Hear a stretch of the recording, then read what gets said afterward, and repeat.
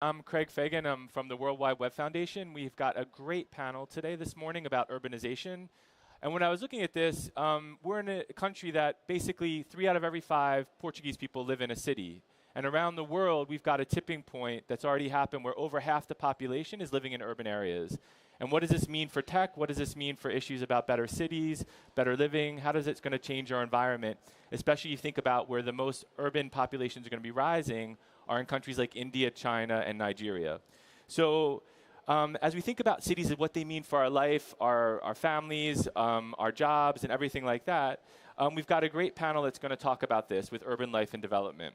So first we've got, it's going to be hosted by Quentin Hardy, who's from Google. And I'd like to welcome Dr. Aisha bin Bishr, who's the head of Smart Dubai, and Kalervo Turtola, who's from BAIN. So enjoy the conversation, and I'll come back after this.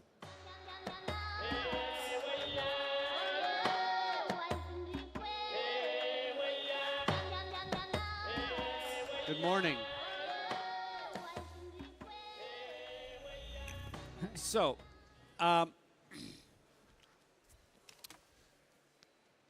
cities historically, and we can go back 7,000 years, have been possibly the greatest location for human advancement in many forms. You get the concentration of markets in a richer way. You get a place where people can bring goods and ideas and exchange them and use them at levels they never could anywhere else. You get the real empowerment of the most basic rule in economics, which is comparative advantage. If you have a weight of a lot of people, you can have people carrying out different tasks for others, and everybody does the thing they're best at. This promotes economic growth. Obviously, as the moderator was saying, we are heading for a period that is quite special for this very important cultural, civic, economic engine, which is that the world's majority will be living in cities in many different forms. At a time when we're doing something fundamental, and Kalervo and I were talking about this before the session, that there is, under so many activities now, a kind of transformation of human civilization caused by technology. Millions of sensors and extremely powerful cloud computing systems will combine to create a kind of near infinite computational awareness on every point of the planet. So in these economically concentrated areas, you have an ability to see things, spot patterns, manage resources at a level you'd never had before. You also have many, many new challenges and problems to existing systems, to human values. That's a lot to sort out, but we have 25 minutes, so I think we're in good shape. How about you? Joining me today are Aisha bin Bishr from the organization is Smart Dubai. Smart Dubai, and you can describe that better than I can, its relationship in the overall Dubai government. And Kalervo Turtola from BAIN. I want to ask you both to spend a couple minutes talking about what you do vis-a-vis cities in addressing the question, what will the impact of putting all of this intelligence inside urban structures mean? So why don't you start, Kalervo? So Kalervo Turtola from Bain and Company. Look, my day job is to work with private sector companies to help them to serve their clients better and make more money. When we have been doing that in the context of cities, we realized that many of the things that are happening in terms of technology and new business models are actually going to have pretty fundamental implications for, especially for the largest cities, for the mega cities. But some of the things I'm going to talk about, they influence all kinds of cities. If you give me a couple of minutes just to talk about this. Please. Look, big cities were invented 100 years ago after Industrial Revolution to concentrate labor and to concentrate large scale production. As I'm sure all of you know,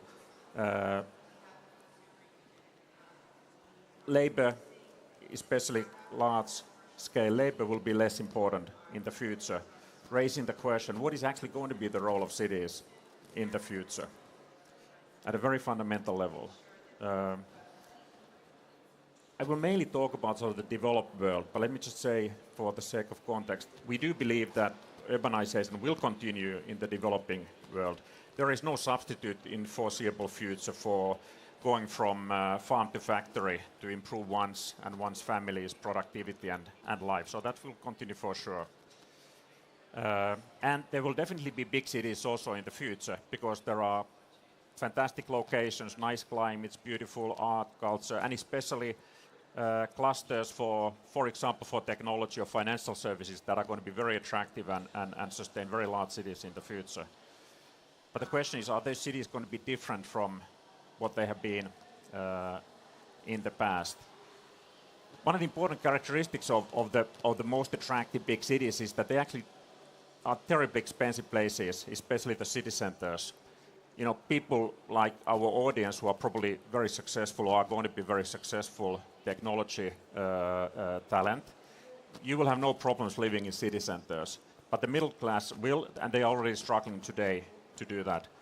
They can't afford to have large apartments or houses. They need to make trade-offs about family.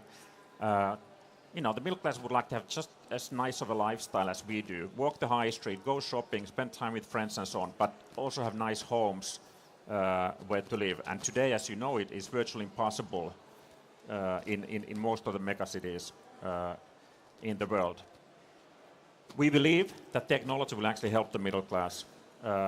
There are 3 technology trends that are more important than others in this context. One is that logistics cost will be lower for commuting, eventually autonomous driving, for example, but also for the last mile delivery of stuff, whether it's robots or autonomous driving or the second big technology trend that is affecting cities is data. Data is going to be free and fast everywhere. Depending on where you live, it's going to be, you know, fiber or 5 or 6 or 7G or even low orbit satellites. And then the third technology trend affecting cities is the same thing that is making lower scale production possible in the future, but in this case it's lower scale services. We are going to have robots working in restaurants and retail very soon,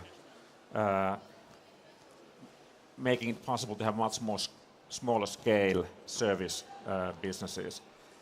These 3 things will, what the economists do, they will lower the cost of distance. It will be cheaper in the future than historically to move people or goods or information. And this is a bit of a supply side economics. As the supply gets cheaper, people will use more of that. And at the high level of abstraction, if you will, having cheaper distance is actually the exact opposite for the business logic why big cities were originally created. Raises the question, indeed, what is going to happen? One of the things that is going to happen, and it's already happening now, is creation of small villages or towns beyond the traditional commuting distance of cities. I'm not talking about enhanced suburbs. I'm literally talking about something much nicer.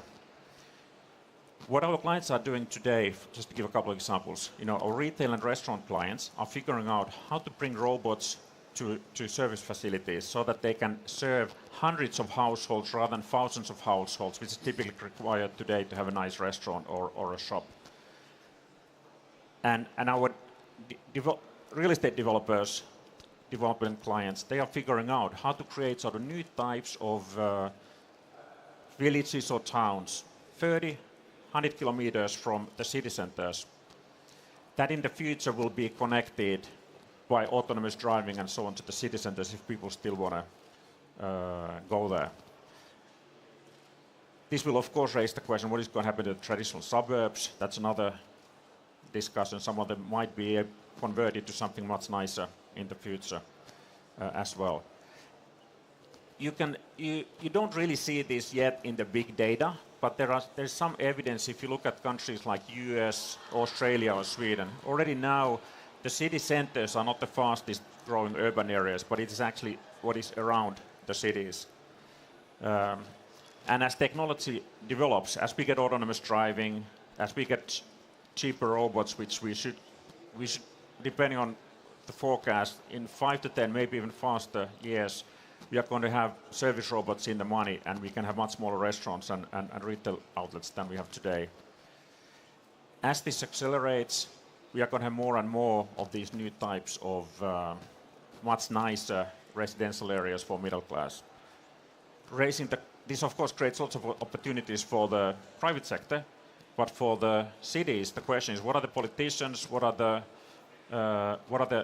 the city governments going to do to stay competitive in this new world? What are they going to do to enhance or allow this development? And of course, what are they also going to do with the old traditional suburbs, which will be less attractive in the future? Thank you. I think you actually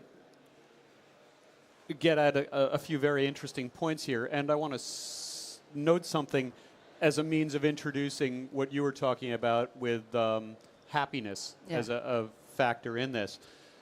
What you're saying in terms of the 19th century city as a means of focusing labor, particularly manufacturing labor, underlines a very interesting point, which is the city is created and organized against a certain social and economic context.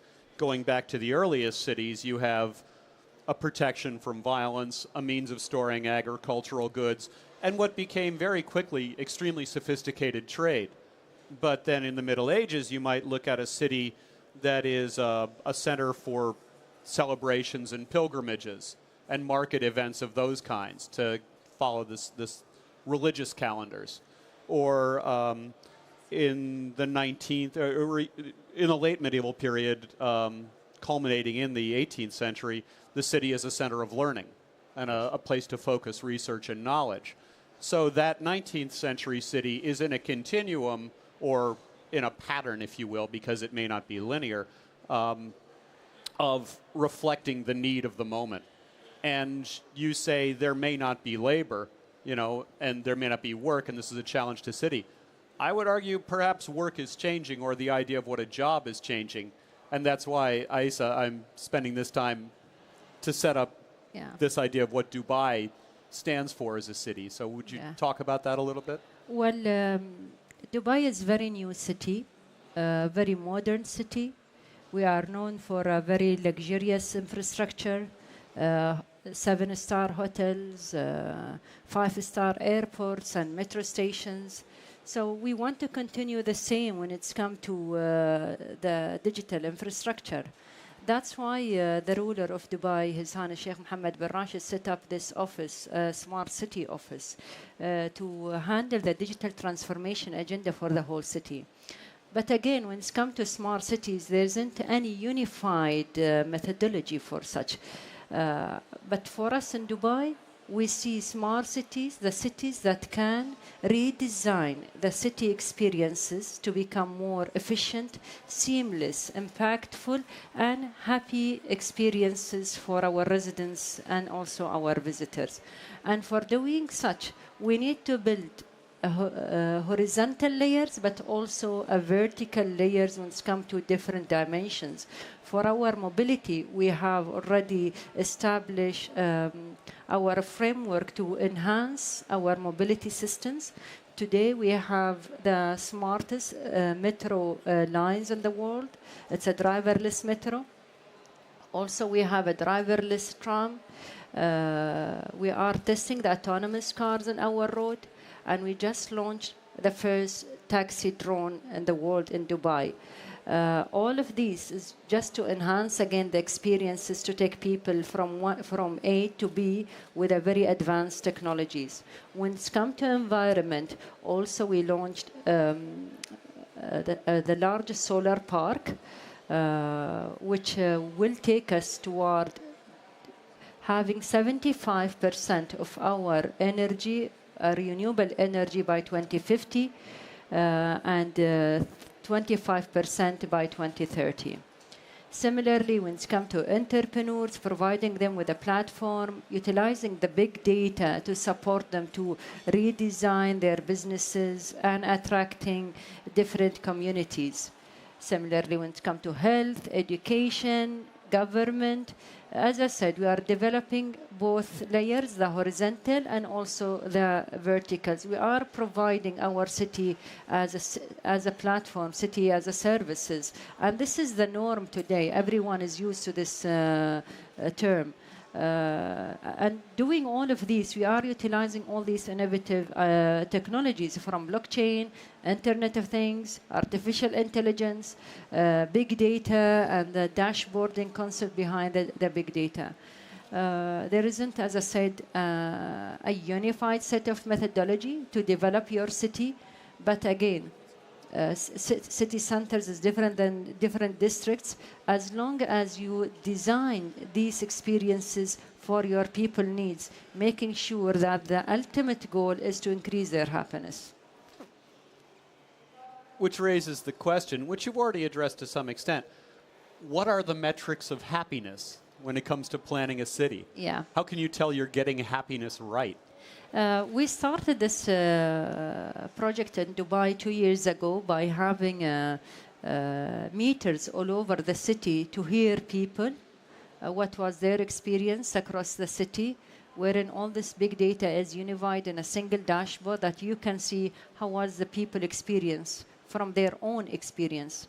But this is not enough also for us. That's why we are working very closely with the Global Happiness Council under the United Nations, which was formed early this year in March 21st.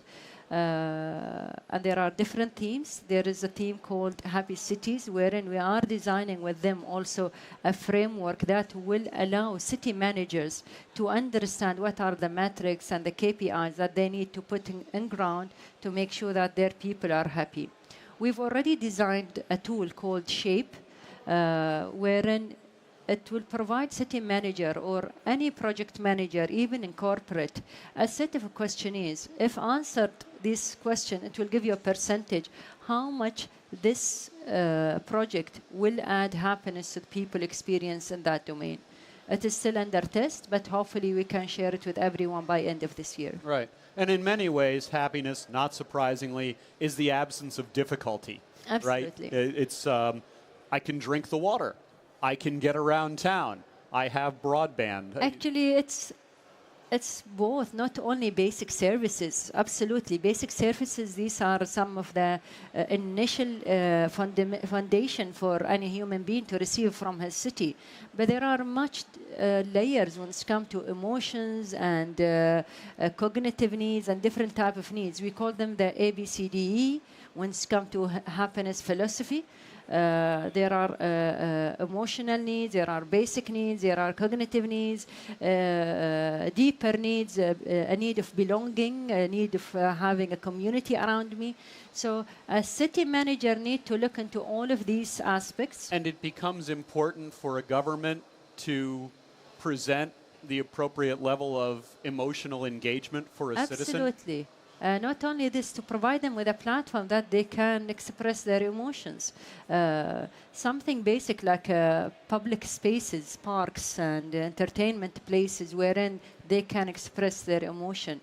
Also, a sense of belonging. If you allow them to have, again, spaces wherein they can sense the belonging to whether a nation or a land or a group of community, all of these will increase their happiness level. It's not necessary always a specific service wherein like I need A and it costs $.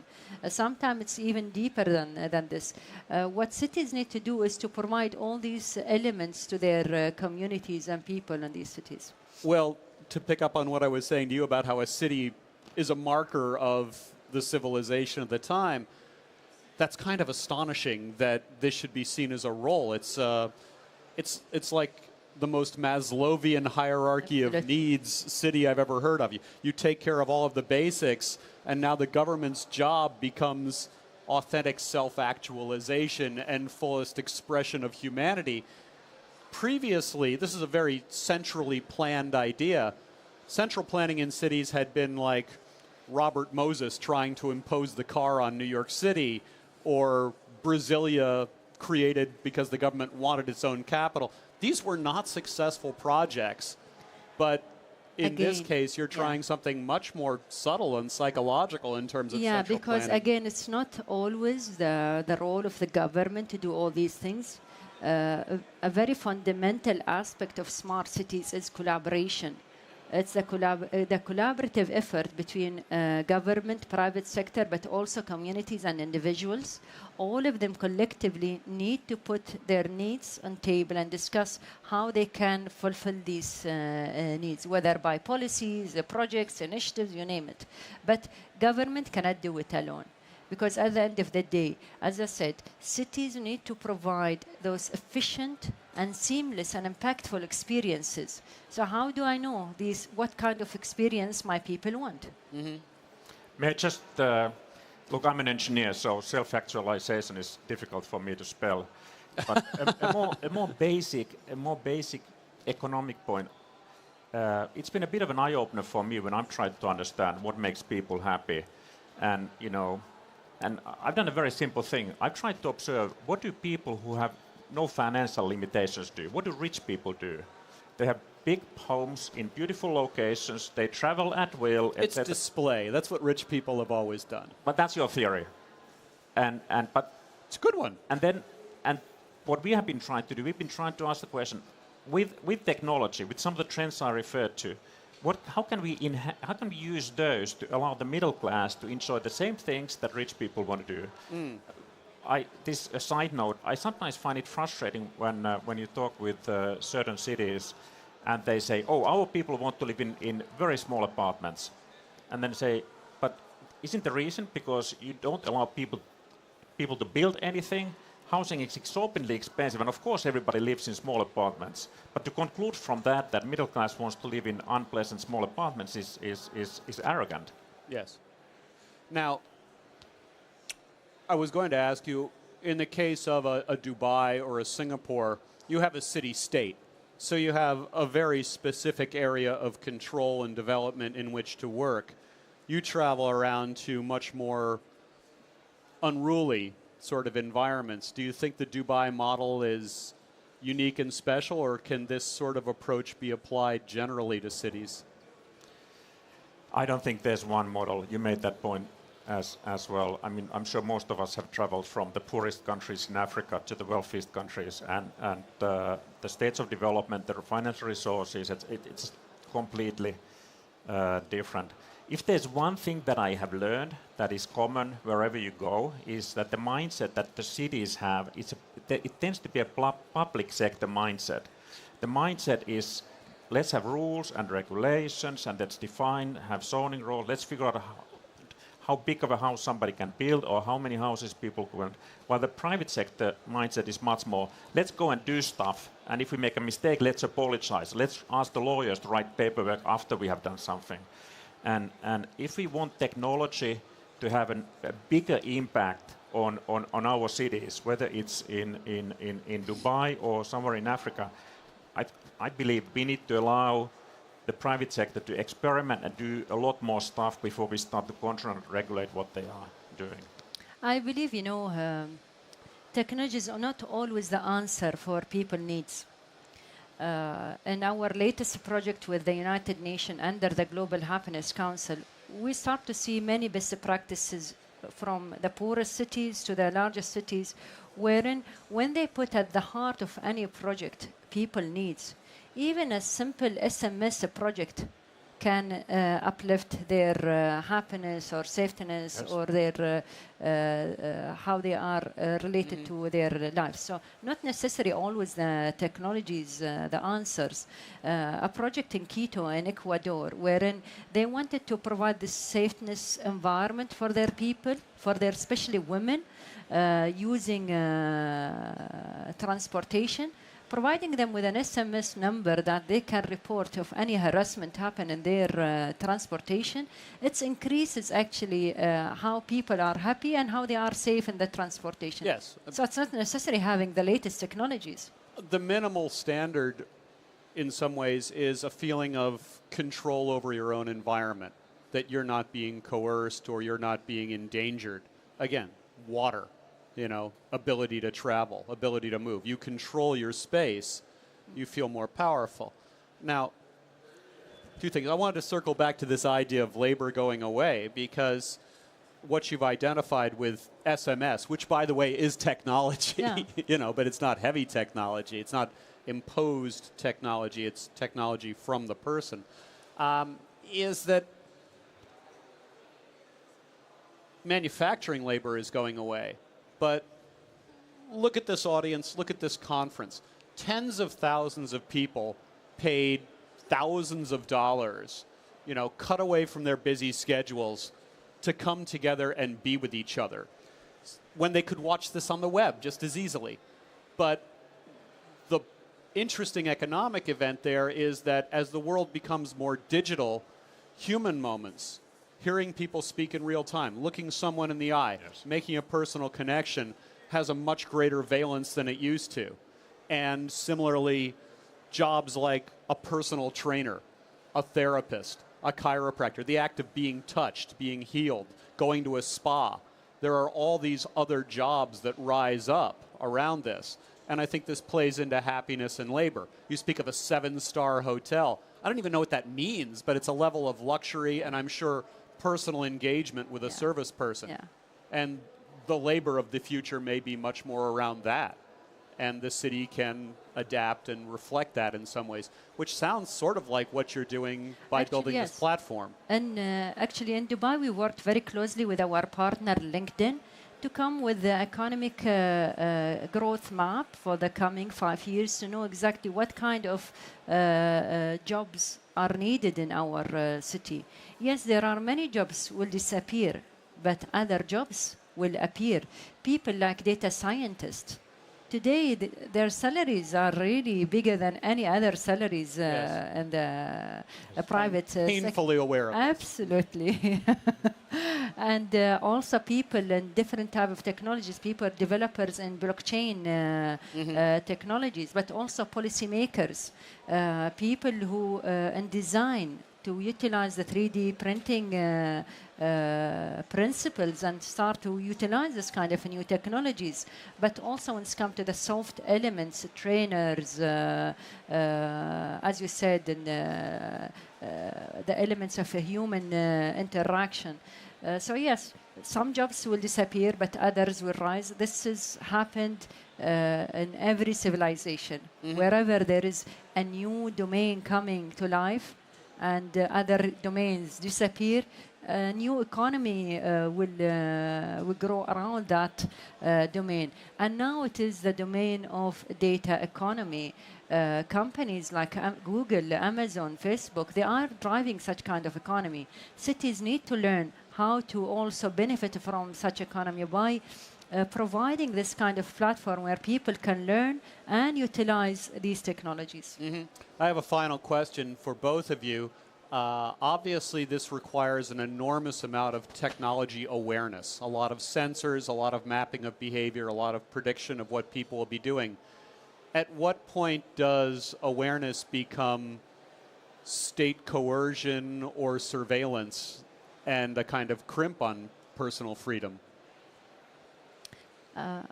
That's a very difficult question and a very timely question. Of course, it's been debated. I don't have a good answer for that. As a European, I worry a lot about those issues. But as a world citizen, I hope we allow the private sector to experiment before we regulate them too much. I believe some countries will regulate more than others and protect citizens more than others. They might not be the fastest innovators going forward. Yeah, actually, this is the same what we are trying to do also in Dubai. We implemented a data law wherein privacy and security is at the heart of that law.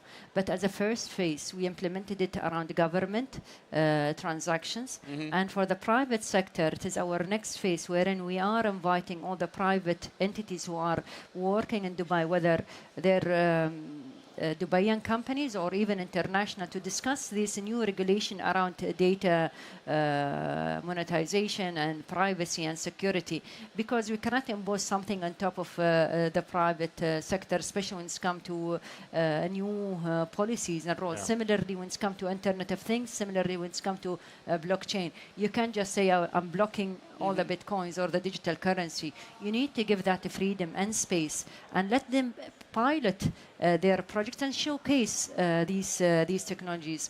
And we are opening Dubai as a platform to pilot all these projects. We have already designed several districts wherein we allow companies to come and test their technologies, like the autonomous cars, like the drones, like the Internet of Things. All of them are tested in our test beds in our city. I'm sorry we're out of time. Thank you both very much for an excellent conversation. Thank you. Thank you. Thank you. Thank you.